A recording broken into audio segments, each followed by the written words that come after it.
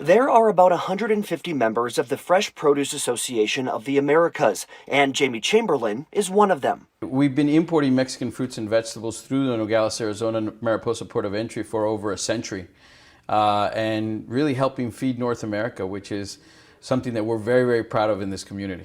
Right off the interstate in Nogales, you'll find Chamberlain Distributing, and it's not a small operation. Well, we're bringing in around $4.5 billion worth of fresh fruits and vegetables from all over Mexico, from as far south as Oaxaca and Colima and Jalisco. But our main areas that we import our products from are Jalisco, Sinaloa, and Sonora.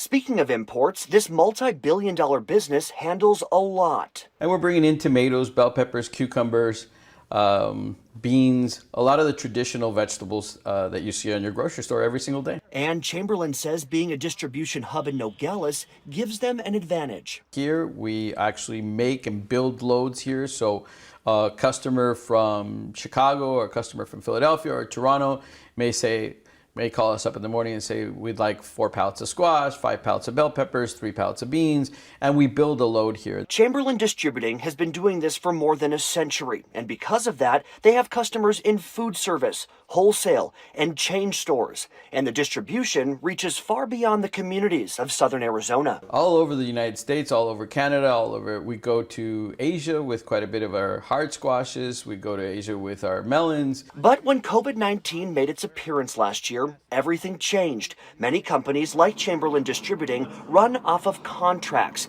and when most restaurants were closing during the pandemic, those contracts couldn't be fulfilled. So a lot of our produce was trying to get funneled through the distribution channel of chain stores. And chain stores, typically, if you've ever seen the back of any of your local chain stores, they don't have a lot of room.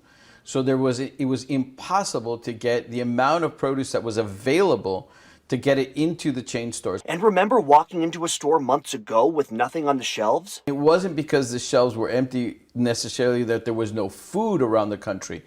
There was a lot of domestic product and there was a lot of imported product from all over the world, except we just couldn't get it on the shelf fast enough. But when many operations were slowing down or even closing, this businessman took on what some may call a risky challenge. As soon as the state closed up for COVID, I started building my new building. I felt there was an opportunity there. Opportunity, indeed. That new building we're talking about is 60,000 square feet, completely refrigerated, and is a brand new option for handling exotic fruits that are grown in Mexico, like papayas, mangoes, and avocados. I wanted to have a facility where all of those products could be transported at a cheaper cost through Mexico and come out here to Nogales and distributed to the West Coast a lot easier. It takes a lot of business sense to take on a project of this size during a global pandemic. I just felt that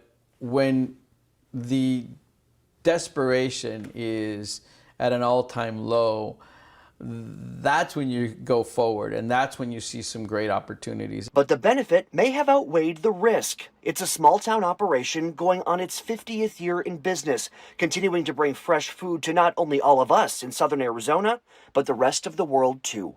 Mark Charter, KGUN 9, on your side.